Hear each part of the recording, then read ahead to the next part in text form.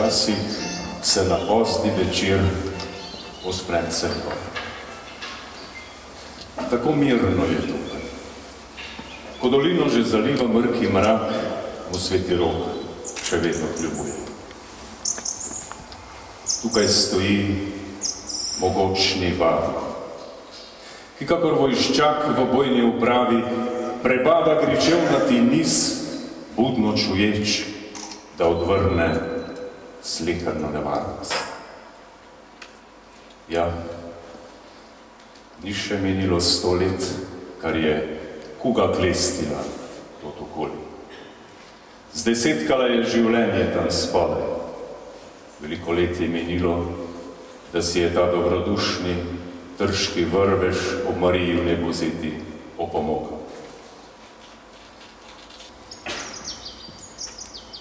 Kako močvir je rešiti te večne agonije. Kako ljudem pomagati, da se povzpne sem k rešitvi.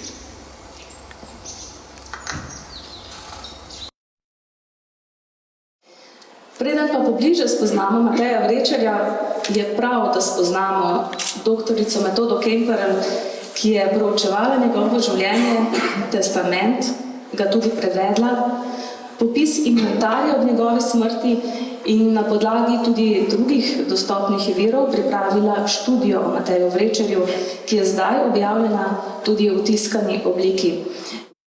Seveda ta gospodarska politika Marije Terezije, Štajersko popeljala na eno tako dost mirno in cvetoče obdobje, ki se je potem pa končalo z jožefinskimi reformami na nek način. Tako da pravzaprav umetnost lahko takrat cveti, ko je seveda ima neke finančne gospodarsko zaletje. Po drugi strani pa sta Celje pa Maribor takrat postali neki upravni središči, tudi to je pomembno, pa seveda pomembno je tudi to, da se je takrat spet bolj oživila trgovska povezava med Dunajem in pa takrat naraščajočim Trstom, kjer pa je tudi Maribor pa Celje sta bila na poti te trgovske poti.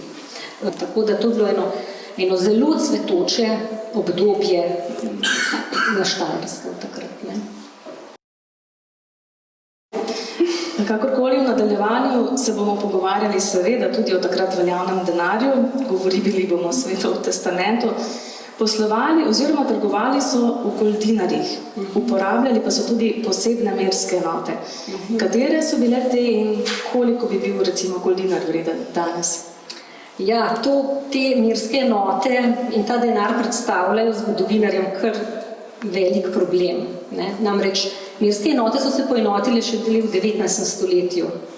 Do takrat pa je vsaka pokrajina pravzaprav imela neke svoje enote in tako recimo, ko sem jaz delala ko sem raziskovala ta inventar, se pojavljajo za vino vedra, za žita tudi vedra, ampak takrat je bilo na Štajerskem lahko celjsko malo vedro, celjsko veliko vedro, mariborsko, graško malo veliko, skratka, popisovalci pa seveda so vedeli, o čem govorijo, ampak danes mi ne vemo več.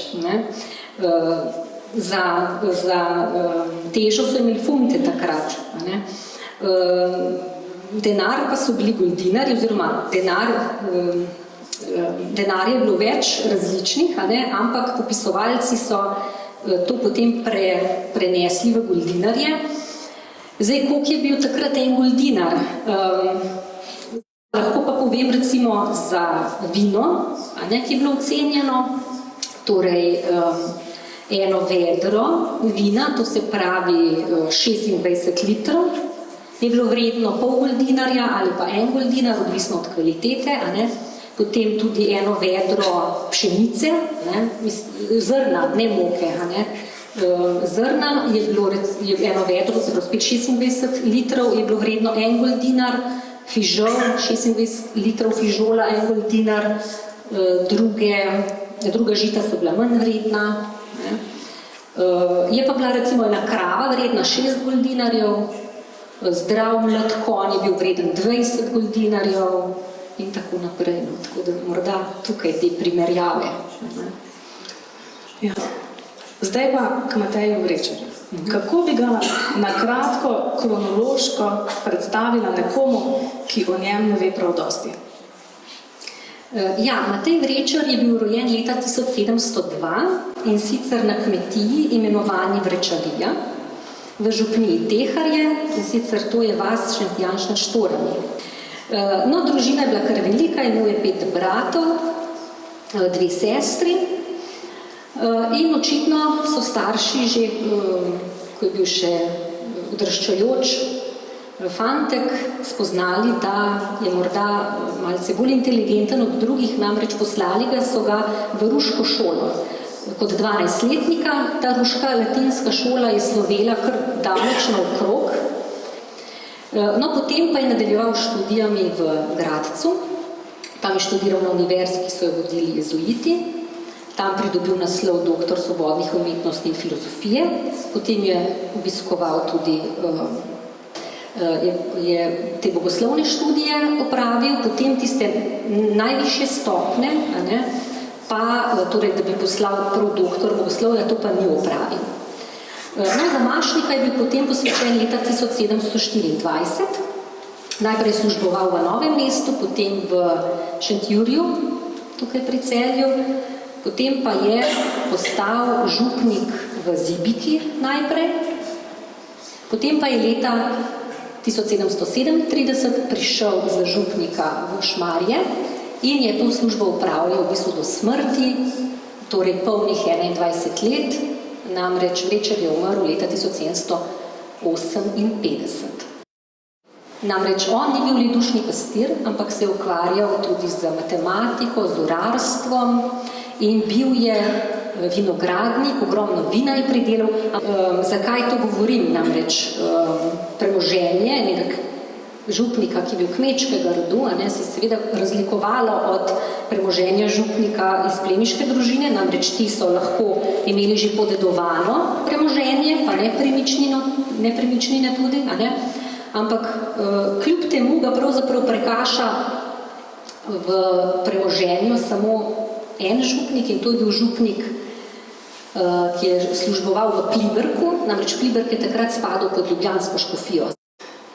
Izpostavila si že, da je bil matematik in urar.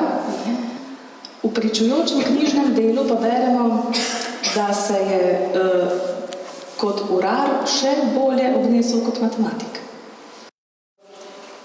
Dosegljivih virih, torej pri založbah takratnih, arhivih založb, ni zaslediti, da bi on izdal kakšno matematično razpravo. Tako da mu je najbrž to matematično znanje najbolj služilo pri izdelavi ur. In vemo pa z nagrobnika, da je izdelal uro, oziroma pravzaprav 2 uri za observatorij Graške univerze. Temu so rekli takrat kot nek matematični stolp. In sicer ta observatorij bil zgrajen leta 1745. Nažalost ne obstaja več, tako da pravzaprav ne vemo, kako sta ti 2 uri izgledali. Poznamo pa, na srečo, je ohranjena ena prenosna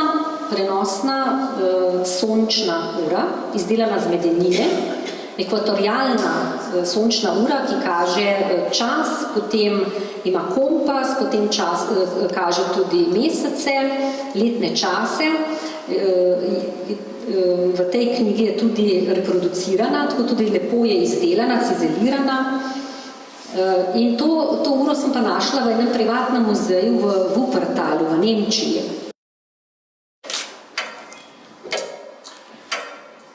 Kdaj nekdo od Šmarčanov vpraša: župnik Vrečar, pa čemu tako zagreto sestavljate tega? Izučili ste se za duhovništvo. Kaj vam da govori? Boste tudi njih nagovarjali pod rešenje? Moj odgovor je vedno podoben. Veste, tudi Bog je bil na nek način urar, obrtnik, rokodelec, ki je ustvaril svet, kakor urar izdela uro.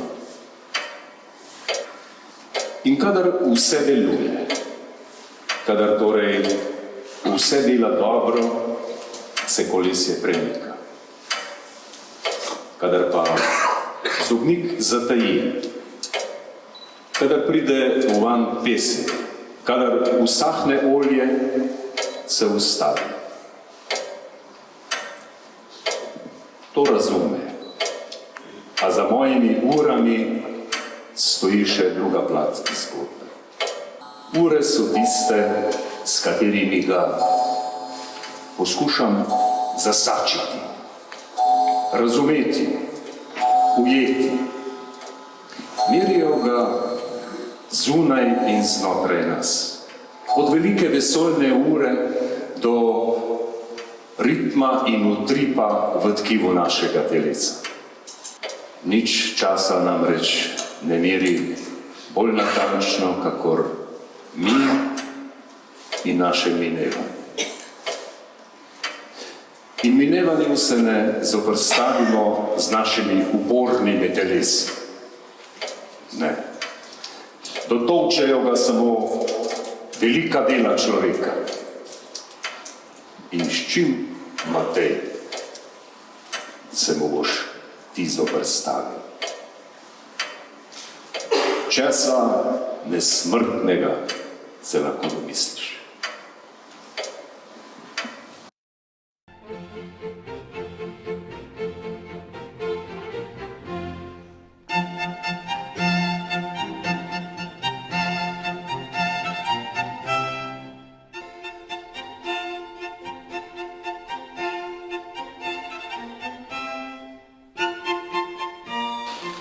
Ja, kalvarije so v tistem času, torej baročnem času, 17. in 18. stoletju, bile zelo priljubljena pobožnost.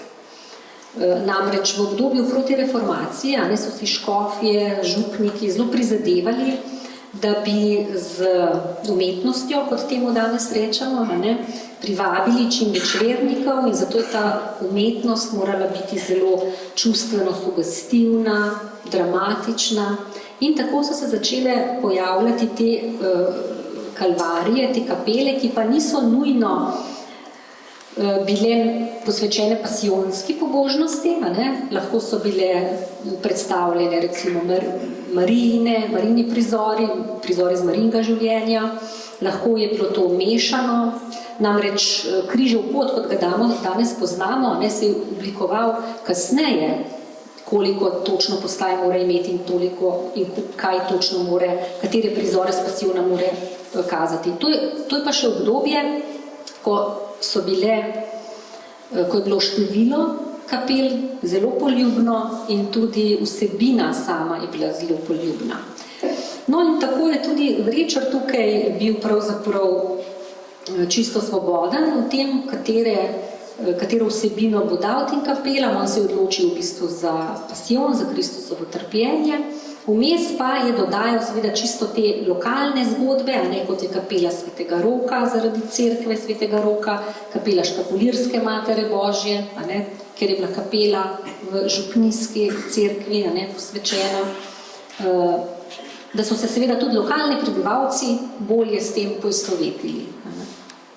Namreč on takoj, ko prišel na to župnijo delovati, se je lotil celostne obnove oziroma barokizacije te cerkve Svetega Roka, ki je bila iz 17. stoletja in je bila pravzaprav izdelana še v nekem takem postgotskem slogu. In je privabil deloma domače rezbarje in slikarje, recimo Antona Lerchingerja, ki je v bistvu najpomembnejši spodnještajerski freskant v tistem času, doma je bil z Rogatca, nekaj teh lokalnih kiparjev, ampak hkrati je pa povabil, najverjetneje on, sicer ne vemo, najverjetneje on povabil nekaj kiparjev in freskanta iz Bavarske. Namreč Bavarska, posebej Vesobrun, iz kodr so tudi ti trije prišli, je bil takrat v bistvu en center rokokojskega ustvarjanja. Namreč ta poslikava, ta štukatura je v bistvu že čisto v takem zrelem rokokojskem slogu izdelana. Torej poznamo sedaj po imenu freskanta, to je Jožef Weitenhiller, s katerim je, kot sem rekla, sodeloval domačin Lerchinger, pa še en Jožef Klaus, ki je bil z Brestanice doma, tako da je tukaj več freskantov delalo. In poznamo dva štukaterja, Reša in Ravša, ki sta bila tudi doma z Vesobruna in ki sta verjetno ne delala samo štukaturo, ampak ki sta verjetno izdelala tudi kipe, tudi glavni oltar v cerkvi Svetega Roka, tudi prižnico, namreč ves ta ansambl, če lahko uporabim to besedo, pravzaprav po svoji kvaliteti, pa tudi po slogu izstopa iz ostalega štajerskega patrimonija. Znanje in čut za umetnostne tokove tistega časa pa sta mu narekovala, da mora umetniško vrednost Kalvarije postaviti na dovolj visoko raven, če želi doseči nesmrtnost svoje stvaritve. Dodaten dokaz za to so prav gotovo tudi svete stopnice. Ja, svete stopnice so pa še ena posebna oblika pobožnosti, ki so bile takrat tudi zelo popularne. Ravno v 18. stoletju jih je kar nekaj nastalo. Gre pa za to, da naj bi sveta Helena, mati Konstantina Velika, cesarja Konstantina Velikega, ki je priznal krščansko vero, leta 313, naj bi prinesla v Rim stopnice, po katerih je Kristus šel do Pilata. In potem so na veliko v tem obdobju baroka izdelovali kopije te stopnic. Zato morajo te stopnice imeti točno, to stopnišče imeti točno določeno število stopnic, 28. V vsaki stopnici morajo biti relikvije, po teh stopnicah je treba iti po kolenih navzgor, zato so tudi ponavadi 3 stopnišča, eno glavno, po kateri se je vzpenjalo po kolenih, in 2 stranski stopnišči, po katerih se je potem prišlo dol. In predpisane so bili seveda tudi posebne molitve. Pa če se za trenutek še zadrživa pri svetih stopnicah, koliko mi je znano, jih je v Sloveniji samo 7, zato ker jih niso smeli postavljati kar tako, kdor bi si jih zaželel. Ne, sploh ne. Poznamo recimo zgodbe iz svetega Jošta nad Kranjem, tam so tudi svete stopnice, kjer je župnik večkrat šel v Rim prositi, da jih lahko postavi, in prosil za odpustke in tako naprej. Tako da to ni uspelo kar vsakemu župniku. Pri nas v Šmarju pa sta tako župnijska cerkev Marija na Buzete kot cerkev Svetega Roka seveda romarski. Ko pa jo je Vrečer povezal s Kalvarijo, se je Šmarje razvilo v pravo romarsko središče. Za leto 1760, torej 2 leti po Vrečerjevi smrti, je vizitator poročal, da se 15. in 16. avgusta v cerkvi Svetega Roka slovesnosti udeleži 12.000 romarjev. Mali srpan 13. Leta gospodovega 1753. Prečastiti gospod Škof. Pokorno vam pišem iz Šmarja. Naj vaši gnadi povem, da smo začeli postavljati nove kapelice po Božji poti proti cerkvi Svetega Roka. 5 jih že stoji. Vse je vzalšala ista roka freskanta kot cerkev gori na hribu. In o pomoči nadvse skrbnega gospoda arhitekta iz Maribora, Jožefa Heflerja, jih bomo vmes postavili še 8. Parani so prinesli 500 goldinarjev in 4 zlatnike denarja od prodanega predelka in blaga.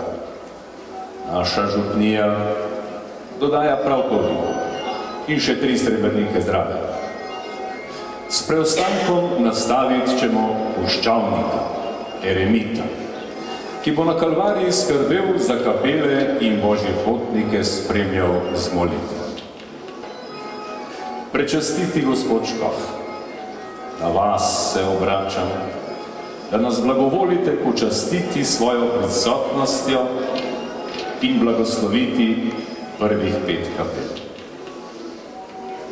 Vaš ponižni župnik, služabnik v Šmarju, Matej Vrečer.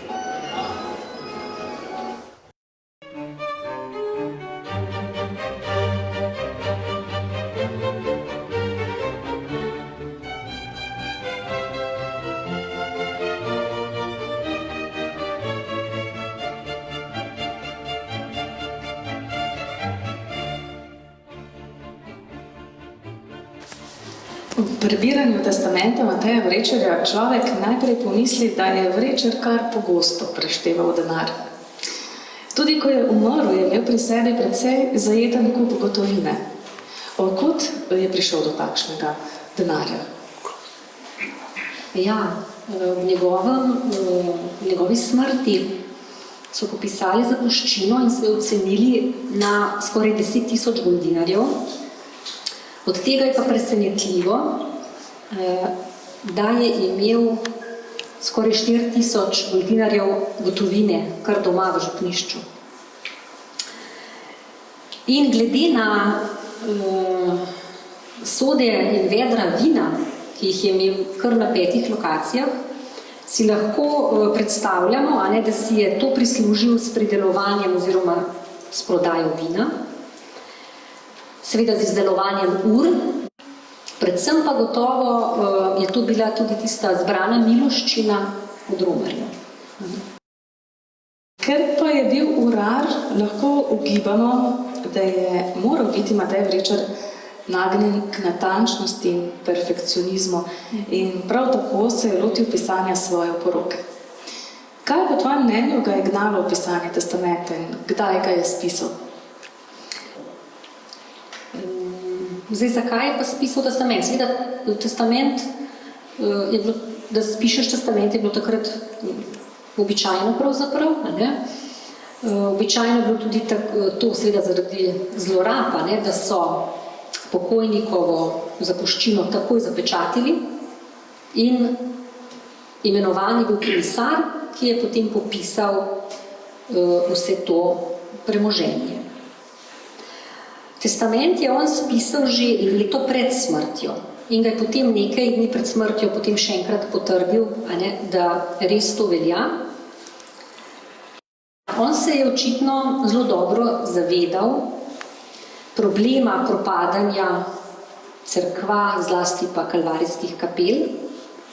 Zato je prav Kalvariji zapustil ogromno denarja, namenil je ogromno denarja za obnovo, kot univerzalno dedinjo pa je izvolil šmarsko župnijsko cerkev. Njej je pripadal tudi velik del odprodanega vina, in sicer 500 goldinarjev. Od tega denarja je Vrečer želel, da se nekaj da za novo postavljeni oltar, za katerega načrt je že imel. No, potem je pa nekaj zapustil tudi svojim sorodnikom, takrat je bila še mama njegova živa, 3 bratje pa 1 sestra, tako da je med njih razdelil svoje osebne predmete, pohištvo, vse posode. No, nažalost pa so te vse ustanove pravzaprav ali propadle, ali pa bile takrat zaplenjene ob jožefinskih reformah. Namreč imamo podatek že za leto 1778, da so bile kalvarije v strašno slabem stanju, da so bili kipi razmetani, torej so očitno te ustanove začele propadati še preden jih je uspel Jožef II. Zaseči. No, za izvrševalca oporoke, da bi res pravzaprav ta njegova želja bila v celoti izpolnjena, je pa imenoval Franca Ksaverja Jamnika, ki je bil takrat upravnik gospoščine z Belovo. In kot je razvidno z dokumentov, Jamnik ni izkazal kot najboljši izvrševalec oporoke. Namreč novega oltarja, kot sem že prej rekla, ni dal postaviti in nekako je tudi ves denar, ki je bil namenjen za obnove, očitno zelo hitro pošel. Koliko vina se je skladiščilo v njegovih kleteh in kje vse je imel vinograde kleti? Ja, res je, najvrednejša Vrečarjeva zapuščina, poleg gotovine, je bilo vino. In sicer vino s temi vsemi posodami skupaj je bilo vredno kar 3461 vodinarjev in je merilo približno 8500 veder. Torej, lahko rečemo, da je imel okrog 100 000 litrov vina. Kot otrok je namreč s svojimi starši in starimi starši redno prihajal na romanje k Svetemu Roku, po poti pa so otrokom seveda pripovedovali zgodbe. Stara mama mu je nekoč povedala, da naj bi bila prav tisto leto, ko so pri gradnji kapel nanje nanašali omet, v naših krajih strašna suša. In ker si niso mogli privoščiti izostanka od dela, naj bi za pripravo ometa namesto vode uporabili kar vino. Oni dan sem hodil po južnih obronkih Šmarske kotline, ker imam gorice. Jej se mi je dobro zdelo. Vinogradi so zdaj na jesen, ko jim listje rumeni, okrašeni kakor suhim, finim zlatom. Spodaj pa težkih grozdov. Joj, kakšna boletina. Spet bom vina bogato prodal.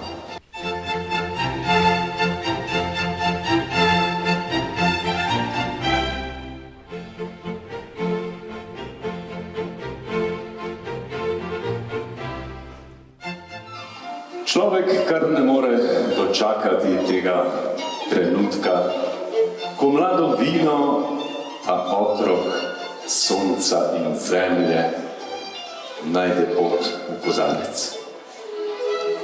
Kako zlato se le skeče, kako fino objemlje robove steklene čaše. Poglejte, kdaj je v kozarec.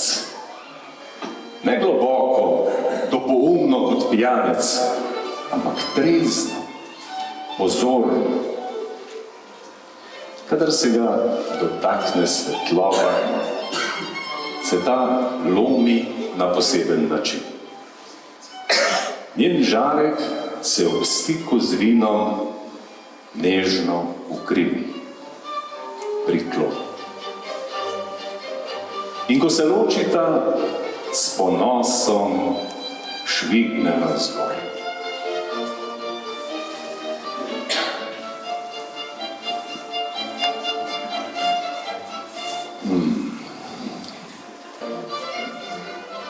Ta hrib ima svoj značaj, ima svojo moč.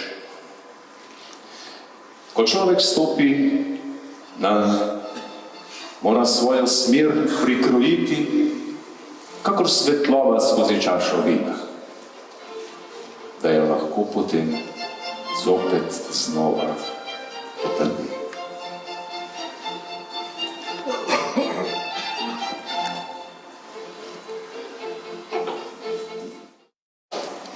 Uvod k poroki je spisal v latinščini, da so ga lahko razumeli le izbrani.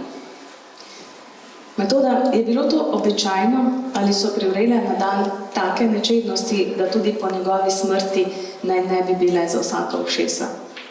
O čem je pisal le izbrani? Ja, zanimivo pri tem testamentu je tudi to, da se začne v latinščini, potem pa, ko pride na konkretne zadeve, kaj je tisto, pa potem v nemščini. In v tem odstavku govori o svoji duši, se kesa grehov, kar je tudi zelo nenavadno, ker tega nisem zasledila v nobenem drugem testamentu. Prej sem omenila, da sem pogledala še 18 drugih testamentov župnikov njegovih sodobnikov.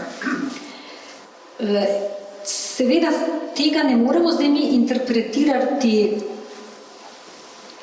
kot, da je seveda, da so bili vsi drugi župniki pa da so živeli svetniško življenje, a ne samo on je imel tudi kakšne grehe. Sploh ne. Jaz to nekako dojemam ravno nasprotno. Jaz vidim v tem Vrečarjevo pravzaprav iskrenost in poštenost, da svojega življenja tudi tik pred smrtjo ni želel ulepšavati, ampak je priznal, da smo, kot rečemo, vsi krvavi pod kožo. V testamentu je navedeno, da je pod svoje razvade štel njuhanje tobaka, pitje kave. Zato sem zapisala, da se je temu pač udajal, pitju kave, tobaku, seveda, ker kava takrat ni bila poceni. In to je bil tisti prestiž. Namreč on res je imel zelo skromno opremljeno župnišče, brez slik, brez kakšnih špalirjev, brez zaves, brez porcelana. Njegova posoda je bila majolična. In čeprav seveda je želel skromen pogreb, je pa v poroki zapustil nekaj denarja tudi za to. Namreč pogrebnih slovesnosti se je udeležilo 15 duhovnikov in poleg tega, da so sodelovali domači organisti, so povabili še 2 tuja organista.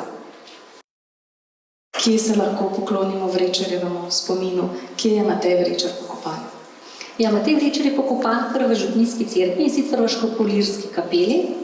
To je bilo seveda takrat običajno, da so se župniki radi dali pokopati kar v njihovi cerkvi. To je bilo zelo priljubljeno tudi med plemstvom. Vsak plemič si je želel biti pokopan v cerkvi, tako so že v renesansi recimo ustanavljali svoje kapele, plemiške rodbine, tako da Vrečarju se lahko zahvalimo, poklonimo kar tukaj.